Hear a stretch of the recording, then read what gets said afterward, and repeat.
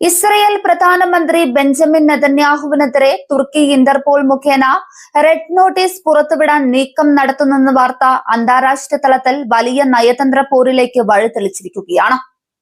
തുർക്കിയുടെ ഈ നീക്കത്തോട് കടുത്ത ഭാഷയിലാണ് ഇസ്രയേൽ പ്രധാനമന്ത്രി പ്രതികരിച്ചത്.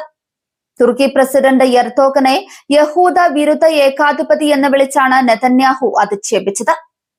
തുർക്കി ഇസ്രയേലിനെതിരെ ഉന്നയിക്കുന്ന ആരോപണങ്ങൾ തികച്ചും വ്യാജവും രാഷ്ട്രീയ പ്രേരിതവുമാണെന്ന് നെതന്യാഹു ഭരണകൂടം വ്യക്തമാക്കി. ഗാസയിലേക്ക് സഹായങ്ങളുമായി പുറപ്പെട്ട ഗ്ലോബൽ സമൂദ് ഫ്ലോട്ടില്ല കപ്പൽ വ്യൂഹം ഇസ്രയേൽ സൈന്യം തടഞ്ഞ സംഭവവുമായി ബന്ധപ്പെട്ടാണ് തുർക്കി നെതന്യാഹുവിനെതിരെ നിയമ നടപടികൾക്ക് തുടക്കമിട്ടത്. ഇസ്രയേൽ രാജ്യാന്തര നിയമനങ്ങൾ ലംഘിച്ചുവെന്നും വൻ മനുഷ്യാവകാശ ലംഘനം നടത്തിയെന്നുമാണ് അങ്കാറ ആരോപിക്കുന്നത്. റെഡ് നോട്ടീസ് അയക്കാനുള്ള തുർക്കിയുടെ അഭ്യർത്ഥന ഇന്റർപോൾ ആദ്യം പരിശോധിക്കേണ്ടതുണ്ട്. റെഡ് നോട്ടീസ് എന്നത് അംഗരാജ്യങ്ങളോട് ഒരു വ്യക്തിയെ കണ്ടെത്തി താൽക്കാലികമായി കസ്റ്റഡിയിലെടുക്കാൻ ആവശ്യപ്പെടുന്ന ഒന്നാണ്. എന്നാൽ ഇത് നെതന്യാഹുവിന്റെ സ്വയമേവയുള്ള അറസ്റ്റിന് ഉടനടി വഴിവെക്കില്ല. തുർക്കിയുടെ അഭ്യർത്ഥനയ്ക്ക് ഇന്റർപോൾ അംഗീകാരം നൽകുമോ എന്നത് കണ്ടറിയേണ്ട കാര്യമാണ്.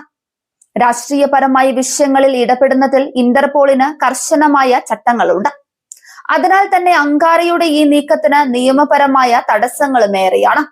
ഗ്ലോബൽ സമൂദ് ഫ്ലോട്ടില്ലയ്ക്കെതിരെ ഇസ്രയേൽ നടത്തിയ നടപടിയെ അന്താരാഷ്ട്ര സമൂഹം വ്യത്യസ്ത രീതികളിലാണ് വീക്ഷിക്കുന്നത്.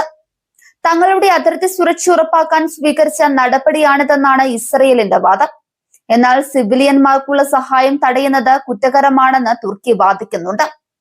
ഈ നിയമപരമായ നീക്കം തുർക്കിയും ഇസ്രയേലും തമ്മിൽ നിലനിൽക്കുന്ന നയതന്ത്ര ബന്ധത്തെ കൂടുതൽ സങ്കീർണമാക്കിയിട്ടുണ്ട്. മിഡിൽ ഈസ്റ്റിലെ ഏറ്റവും ശക്തമായ രണ്ട് രാജ്യങ്ങൾ തമ്മിലുള്ള പോര് മേഖലയിലെ സമാധാന ശ്രമങ്ങളെ പ്രതികൂലമായി ബാധിക്കും.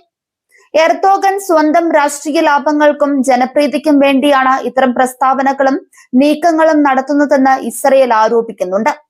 ഇസ്രയേലിനെതിരെയുള്ള ആഗോള പ്രതിഷേധങ്ങളുടെ മുൻനിരയിൽ നിൽക്കാൻ തുർക്കി നിരന്തരം ശ്രമിക്കുന്നുമുണ്ട്. മറുവശത്ത് ഇസ്രയേലിന്റെ ഗാസയിലെ സൈനിക നടപടികളെയും ഉപരോധങ്ങളെയും തുറന്നെതിർക്കുന്ന നിലപാടാണ് എർദോഗൻ കാലങ്ങളായി സ്വീകരിച്ചു പോരുന്നത്. പലസ്തീൻ ജനതയ്ക്കുള്ള പിന്തുണ തുടരണമെന്ന് തുർക്കി വിദേശകാര്യ മന്ത്രാലയം വീണ്ടും വ്യക്തമാക്കുകയും ചെയ്തു.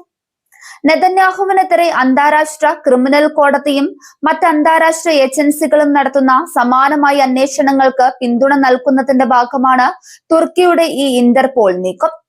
തുർക്കിയുടെ നീക്കങ്ങളെ പ്രതിരോധിക്കാൻ ഇസ്രയേൽ തങ്ങളുടെ സൗഹൃദ രാജ്യങ്ങളുടെയും പാശ്ചാത്യ ശക്തികളുടെയും പിന്തുണ തേടുന്നുമുണ്ട്. ഇന്റർപോൾ പോലുള്ള സ്ഥാപനങ്ങളെ രാഷ്ട്രീയമായി ഉപയോഗിക്കാൻ അനുവദിക്കരുതെന്ന് ഇസ്രയേൽ ആവശ്യപ്പെട്ടു. എർദോഗന്റെ പ്രസ്താവനകൾ യഹൂദ വിരുദ്ധത പ്രോത്സാഹിപ്പിക്കുന്നതാണെന്ന് നെതന്യാഹുവും ഇസ്രയേൽ നയതന്ത്രജ്ഞരും ആരോപിക്കുമ്പോൾ ആഗോളതലത്തിൽ അനീതിക്കെതിരെ സംസാരിക്കുകയാണ് തങ്ങൾ ചെയ്യുന്നതെന്നാണ് തുർക്കിയുടെ മറുപടി. ഈ വിഷയം ഐക്യരാഷ്ട്രസഭയിലും മറ്റ് അന്താരാഷ്ട്ര വേദികളിലും വരും ദിവസങ്ങളിൽ വലിയ ചർച്ചകൾക്ക് വഴിവെക്കും.